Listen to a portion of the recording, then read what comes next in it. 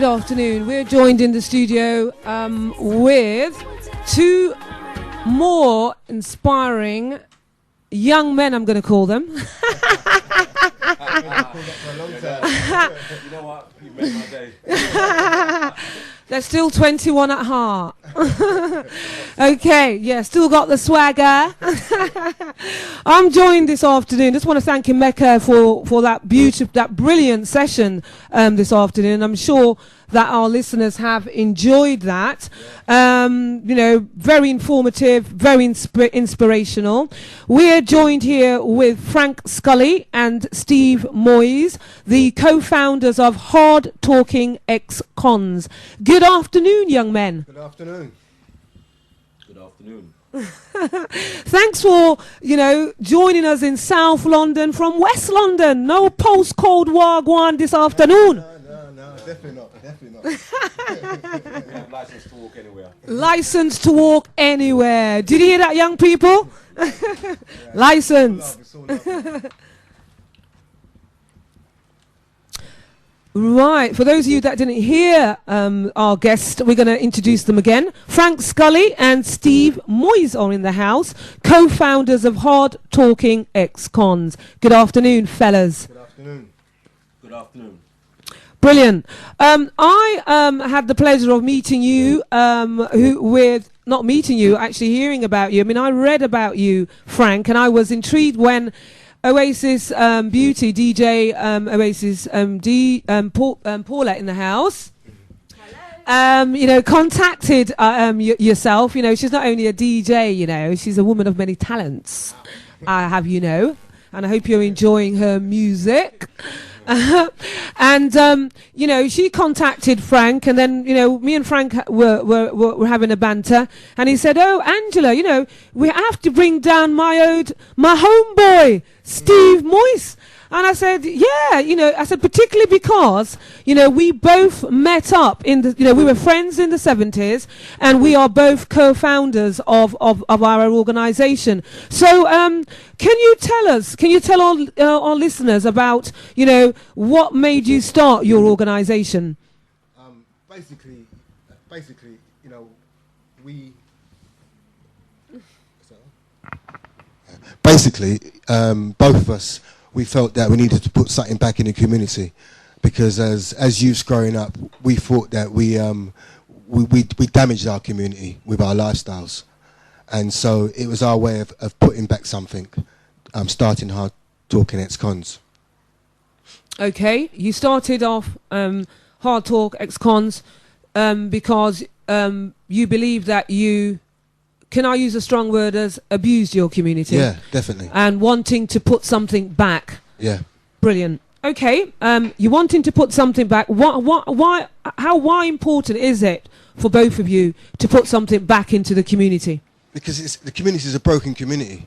It's just a very broken community, and I can't tell you how much it hurts me to pick up the local newspaper, to see the radio. Another young one killed, another one shot. I mean, we attend funerals where we know the families of the victims and also the family of the perpetrator, and it's just it's really hard to see things like that, and so this is why we started this. Okay. Okay, let's talk about, we've been talking about postcode wars and life on the streets. I mean, you talked about going to so many funerals and how it breaks your heart to see the broken society that we have to hand. How was life at, All Saints Road, W11 in the 70s? How can you reflect on life as a young teenager, a young black young man in the 70s? How can you draw some comparisons, particularly with life on the streets now in 21st century Britain? I mean, for me, as a young man growing up, I remember my father always saying to me, "You've got to try twice as hard. Everything you do, you've got to try twice as hard as the next man," because of my colour. And, playing football, had to try twice as hard. Going to school, had to try twice as hard. By the time I got to about 17, I just got fed up of trying twice as hard. I really did. And one day I remember venturing out, and I ended up in a road called All Saints Road. And on this road, I noticed men, and I've mentioned this many times, men in shiny suits with smiley faces, and these were the first group of black men who I'd seen who didn't look like they were trying twice as hard. And they became my role models, sadly. But I was happy. I was happy amongst them. And I know, All Saints Road has a very notorious history, but it had a really good, strong community spirit. And people who came there could go both ways. You could go down the bad road, or you could end up going down a good road. And unfortunately, we ended up going down the bad road. Over the years, the lifestyle we chose, it wasn't a very good lifestyle. And I know that younger guys underneath us looked up to us, and we weren't really good role models then. We were living the fast life, in and out of prison, and before you know it, you're in your 20s. From a teenager, you're in your 20s, and you've got this criminal record straight away. And by the time we got into our late 30s, 40s, we decided, we got to change this. The damage that we've done over the years, we've got to change. And that's how Hard Talking Ex-Cons began, basically. Wow, that is a strong. It's not even a message. It's a real life situation where your lifestyle has been imitated by the younger generation, and as a result of that, you've become their role model, as those men in shiny coats were your role model. I mean, why were you frustrated with the concept of trying too hard? Because I don't know. It must be a little bit different now, but for us, there was a lot of closed doors in the 70s, and it was legal. I mean, now you've got a lot of laws now that can actually stop a lot of these things. But when you went for a job in the 70s as a young black man, and it was blatantly you weren't going to get it. It was so obvious you weren't going to get it. And it was hard. Trying that twice as hard, even playing football. I know there was so many talented young players. I remember in our school who used to go for trials, and just wasn't getting chosen. You get one or token one, getting through, getting a trial for a major football club, and it was hard. And I applaud the guys who kept on and kept on and kept on, but I wasn't one of those guys. I never kept on. I took the other route. Wasn't your so did you come from a stable family background? Because what I particularly speaking with Emeka, one of the catalyst for his life to become to ensure that he's going to be a success was based on his family background. He wanted to provide a retirement for his mother, particularly because he saw how his mother struggled. He had younger siblings that he felt he had responsible for. So wasn't that similar for yourself, Frank? No, I came from a very loving background, and in fact, when I first went to prison, I remember my father saying to my mum, "Don't visit him, because if you visit him, you're condoning his lifestyle, and it wouldn't do any change." And my mum, she ignored my father and visited me. And looking back now, I think my father was right. My mum should, they should have let me have stayed in there by myself and make me miss the family. By my mum coming up, I never missed the family. I was happy to see my mum, but it was my dad's, that old adage of tough love. Yeah. And over the years being in prison, my mum's always been there, and maybe if she hadn't been there, I would have known what family means, and maybe have taken a different route. Okay, Steve, you also had your taste of crime, being brought up in the same area as your homeboy Frank. Yeah. Do you also think that you have let down your community, particularly the younger generation? Yeah, back in the day I did, yeah. We kind of like, I would say, we kind of like terrorized the community. You know, when we did bad things, do you know what I mean? But, you know, like Frank said, you know, we was doing it for years and years. As we got to our 40s, we thought, you know, this has got to stop.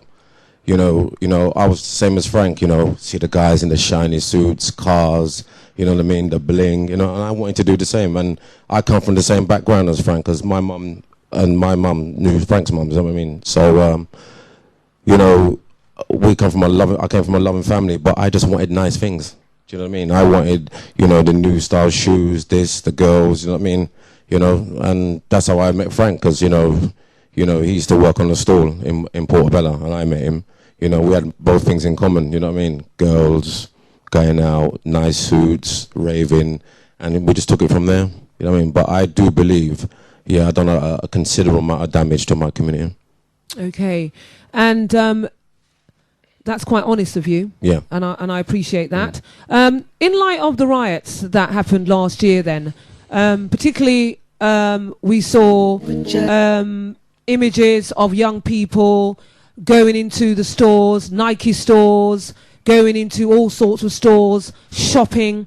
I believe I heard that a message went out, which I quote, "Come from all ends, come and get yours, come and get some." So I was quite astounded that the postcode war was no longer apparent as young people went shopping for things. You've talked about these men in shiny suits being frustrated of having to try twice as hard. Do you think the young people of the 21st century in Britain today are tired? I mean, I can't actually envisage them.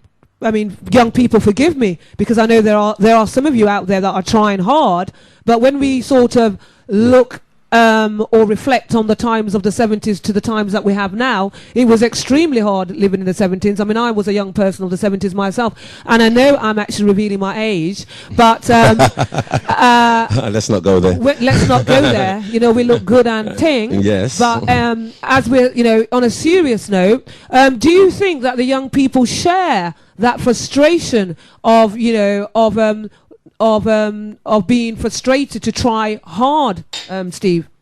Yeah, I believe that, you know, they are frustrated, you know, no jobs, you know, everything's cut. You know, I mean, I work in the youth industry, do you know what I mean? And a lot of the youth industry is cut now, there's no funding for this. And when I saw the riots, you know what I mean, you know, like me and Frank's got a forum and we was talking to each other and that. And I kind of visualized myself, because I've been involved in the riots, like Carnival 1976, and I did a lot what those guys did, do you know what I mean? You know, like, you know, we was looting and all that, you know, but, you know, what they done was wrong, but I can understand why they did it, because, you know, they've been frustrated. There's a lot of frustrated and angry young kids out there. I work with them, do you know what I mean? They're very, very angry, you know, I was speaking to a few of them, and they just said, look, we just want papers. That's what it's all about. It's all about papers. Do you know what I mean? Okay. You know? So, Frank, I want to put a question to you. So, you know, I was raised by, you know, my parents, a stepfather, me, you know, from a broken home myself, but had a stepfather there. Things were hard in the 70s, 80s, 90s as I was growing up. And I have, you know, children myself, and things are hard. I've got an 18-year-old boy, son. It was a young man actually now. He's working part-time. He's studying for his A-levels. He's going to university. There are a lot of young men like him who are turning to crime because they don't want to try as hard. They're frustrated. My son is actually frustrated as well. You know, he's working part-time. They're giving him, you know, awkward shifts. In comparison to his white counterparts, because we live in Kent. You know, he's frustrated because, you know, he wants certain things, you know, and he can't get it. I've taught my son, as my mother taught me, is to satisfy. That's a Jamaican saying, satisfy, which means that if you not have it, you just have to just tan toddy. Yeah, you know, be content. Be content. There's a part in the Bible that says, Paul says, I have learnt in whatever state I am to be content. Yeah. Our young generation, I think, and probably the young generation of the 70s, some of us did not have that instilled in us, could not take that on board. Would you say that, Frank? Yeah, I mean, it was maybe easier for us because, I mean, we live in a more consumer society now where so much is on offer, than before. You see young 13-year-olds walking around with Blackberries and iPhones. It's in your face. It's very hard. The temptation is much, much, much stronger for a young child to resist. It's the peer pressure is enormous. If you ain't got the right trainers, the right this, the right that. And, I remember when I was in a prison in Kent, you mentioned Kent, and I was working with some kids in Kent, and I noticed they were allowed to be teenagers. If someone was 15, 16, they was allowed to be 15, 16 to enjoy that childhood. In places, urban places like London, you're not allowed to be 16. You've got to grow up fast. You've got to have these things. It's such a fast life that it's really hard for the kids to resist that temptation. Okay, so it's difficult for kids to resist the temptation. So for those that have resisted, what do you think? What are the ingredients that they have had in order to resist those temptations? Because there are some young people like Emeka, like the likes of Emeka and the alike, that have managed to resist those temptations. What is the fabric that is holding those young people together, that is enabling them to resist those temptations? I mean, good grounding, that's important, to live like Mecca. You need good grounding, you need good common sense. And like he said, you mentioned before, you've got to look at the end game, the bigger picture, because it's not about what you can get this weekend, it's about what can you get, in 3-4 years' time, in 5 years' time. If you can look at the picture then I think you can make better decisions about your life. Brilliant. We're going to come back talking with Frank and Steve after this one. Once again, deep trick, big room. Pastor the church, my folks and friends, listen to these words. See, God saved me from myself when no one else was around, and it was only by His grace, His mercy, His favor, 'cause I know I don't deserve all the love He showed me, how He let me know He never gonna leave my side. That's why I love Him like I do. I love Him like I do. That's why I love Him like I do.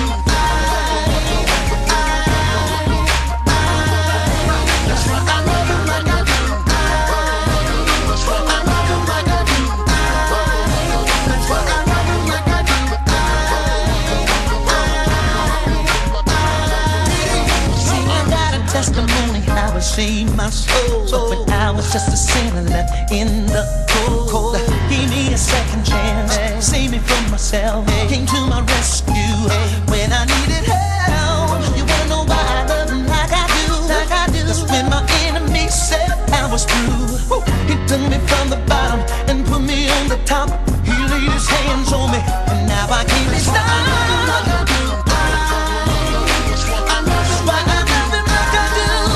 That's why I love Him like I do. That's why I love Him like I do. I love Him like I do. That's why I love Him like I do. I do.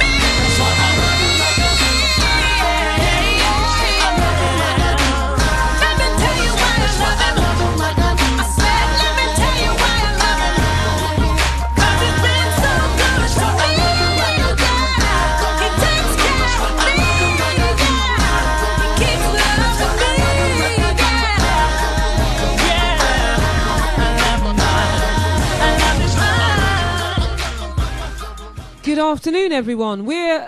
You're tuned into the Nubia Show. We're talking about a year's anniversary after the riots. We talked earlier on with Emeka, the author of Consequences. We're joined here in the studio with Frank Skully and Steve Moise, particularly with in light with their organisation that they founded.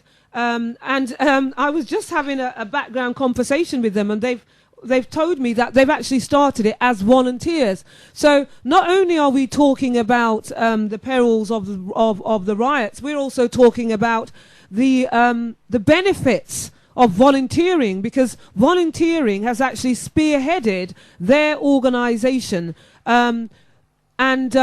We want to put out there to any of our listeners, parents listening with young people there that are sitting at home with the assumption that volunteering is too long. Volunteering is quite beneficial, particularly if you're unemployed right now. Frank, can you enlighten the young people with respect to volunteering? I mean, volunteering is like a live CV. It's like you're putting your CV right into an organisation.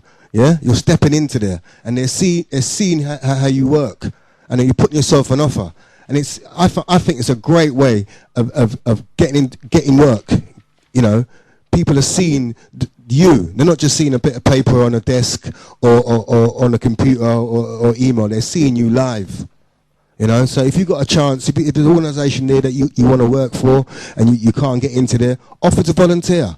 Go and do 3 months, 6. You know, it's better than being unemployed. Steve? Yeah, I mean, I've been a volunteer in 18 months for Blem and CDP, and I'll tell you what, I've met the most nicest people on the planet. You know, they're supportive, and I thought to myself, I couldn't do voluntary work, but voluntary work is a stepping stone to Hardtalkingexcons. And I already found out the other day, we done a bit of work with a guy in Harrow Club, and it was through this lady says, oh, there's a guy called Steve Moise. He's got a project called Hardtalkingexcons. He can talk to kids, and that's how we got it. Do you know what I mean? I would advise all the kids out there, if you ain't got nothing to do and you're bored, do a bit of volunteering. It's good. You know what I mean? It's nothing. Yeah. Brilliant. Yeah. That's good. I mean, I started Nubia magazine as a volunteer. I'm still a volunteer. I always say to young people, I'm the real hustler. I'm doing the real grind, but on a professional level. Do you know what I mean? Grinding for those or hustling for those contracts. Yeah. So, you young people on the ground, you got hustling, sales and marketing skills. Start your journey by volunteering. I mean, I can do with some sales and marketing, young people, so if you want to come and work for Nubia, then, come and get in touch. And if you want to work for Hardtalk come down. We have so much opportunities for you young people. So you've got no excuse. If someone's good at admin work, I could do with someone doing some admin work. Yeah, I'm looking for sales and marketing, advertising, you lot are good with marketing your patch, marketing your postcode. So come and work for us. We've got lots of work for you. Okay, so I want to now talk about your theatre production, Frank, particularly because I was reading that you were involved with the Synergy Theatre, Synergy Theatre project, and also the Unicorn Theatre, a play called Holloway Jones. Could you tell us a bit more about that? I mean, it all started. I mean, going back when I was last in prison. And I was sitting in a cell.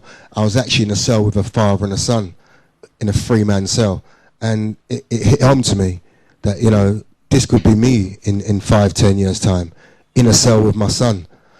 And that's, everybody has that moment when, you just think, gosh, I don't know if it's a light bulb moment or whatever, but that was a moment for me. I just been in a cell day in, day out with a father and a son. I just do want to return to prison and be put in that position.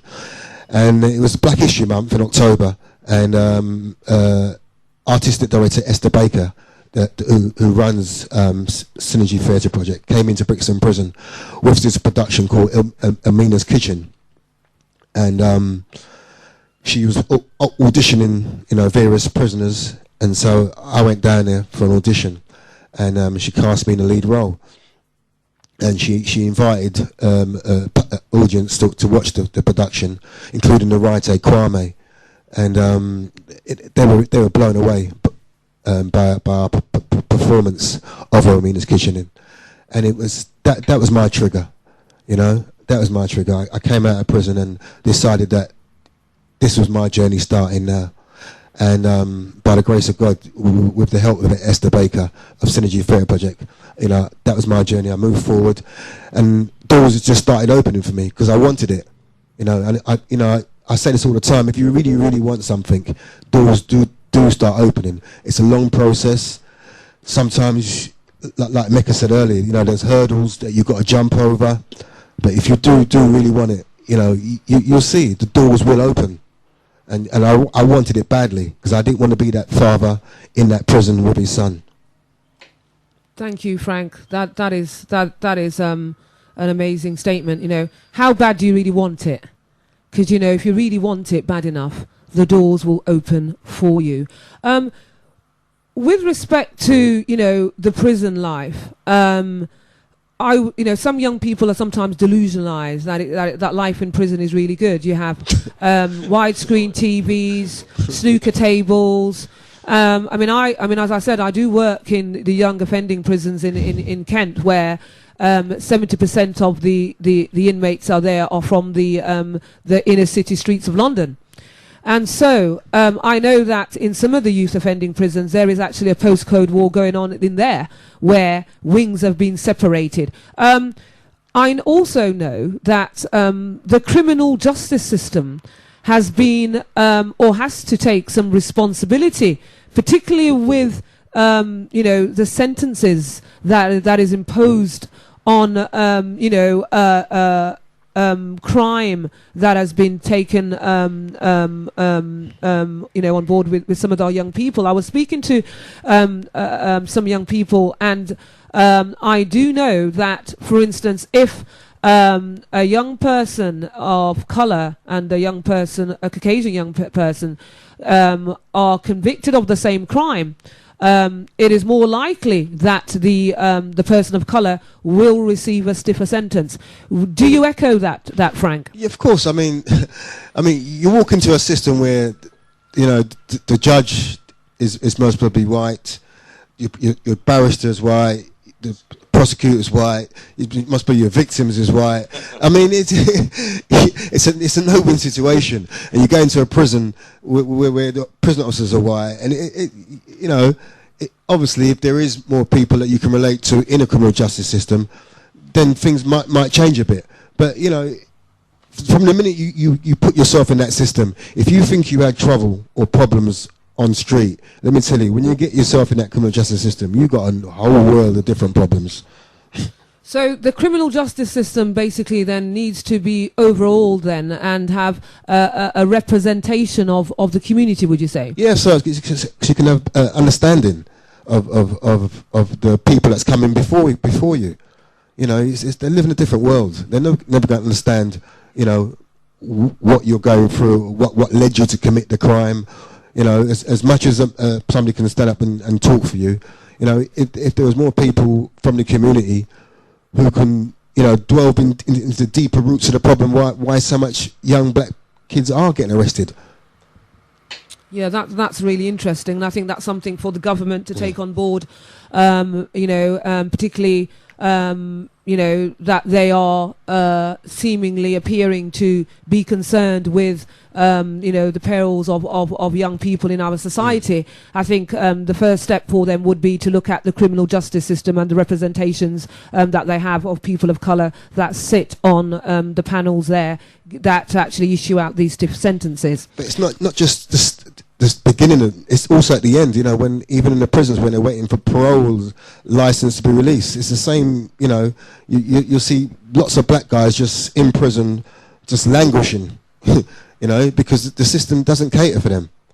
So the system needs to be completely overhauled. Would you agree? Of course, definitely. Okay. The system needs to change. It needs to be more reflective, and particularly with the Olympics.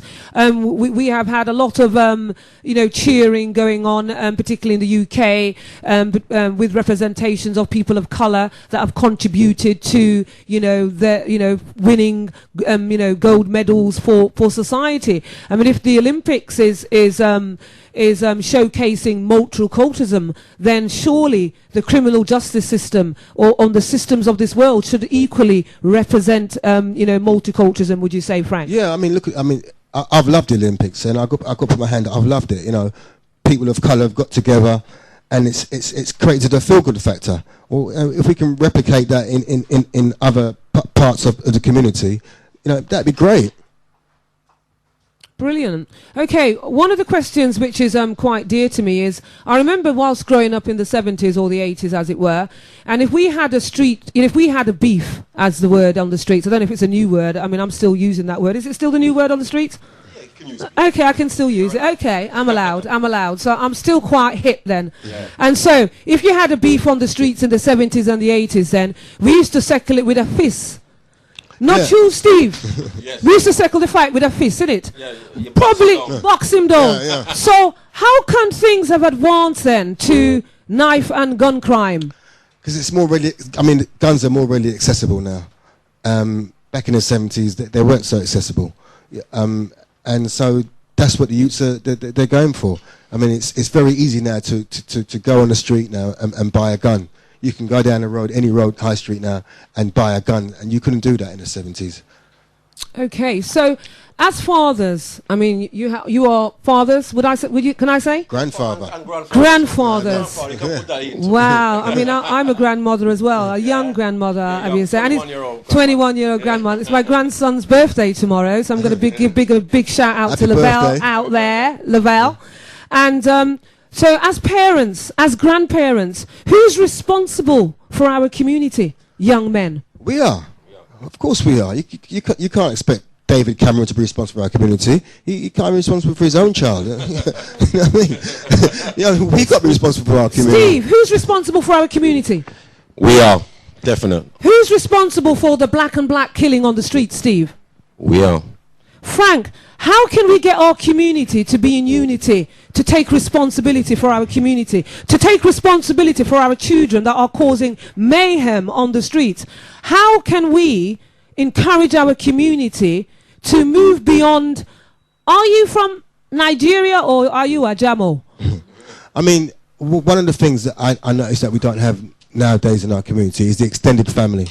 When I was younger, you was taken across London to meet all the extended family, and nowadays, because a lot of the families now are single families, a lot of the kids growing up, maybe they don't know their father's side of the family, and it's just like maybe one side of the family. And me and Steve, we have this thing where every year we have the picnic in the park, where it's friends and family, where what we try to do, we try to get all the friends and the family, so the kids, our kids, get to know each other.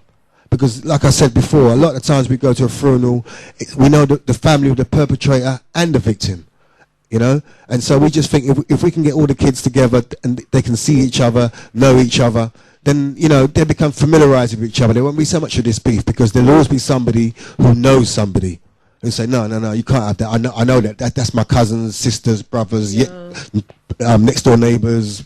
You know what I mean? Yeah. And you don't have that extended family love no more. Don't have it at all. So how can we get it? I mean, let's look at some solutions here before we close up the show.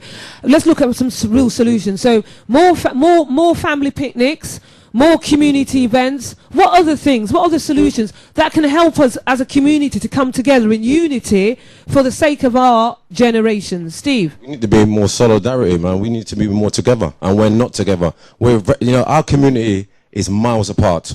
how can we become together? We've already talked about we're not together. We've already talked about division. What things do we need to put in place in order for us to be unified? I mean, all the businesses, get together and share information and because like I said, a lot of them kids, especially the kids that are out there doing the drugs, change that drug for another product. Because just change it for another product. Think of something, that you could sell instead of the drugs, because they all got the skills. Yeah. They all got the skills. They all know how to move around London doing stuff, you know. Just change it for another product, because there's lots of stuff out there that are legal that you can sell. Okay, right. We just want to, if you can let our listeners know how they can get in touch with your organisation, Steve and Frank, before we close the show. We have Judith Jacobs that's going to be on after. Can you leave your details on how they can get in touch with you? If you wish to contact us, it's on www.hardtalkingexcons.com.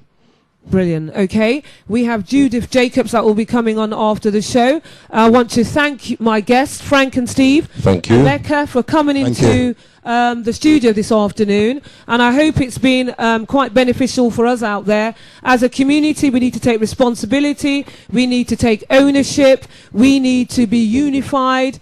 What other thoughts can we leave before we go? All I got to say is to you young people out there, follow your dream and you make your dream a reality. Education. Get yourself an education, because that's the best backup you can ever have. Volunteering. Get yourself out there. Nothing is too long. Put yourself out there. Volunteer. It's a live CV out there. You're creating opportunities for yourself. We'll be back next week on the Nubia Show. Thanks for listening, and we'll see you next week.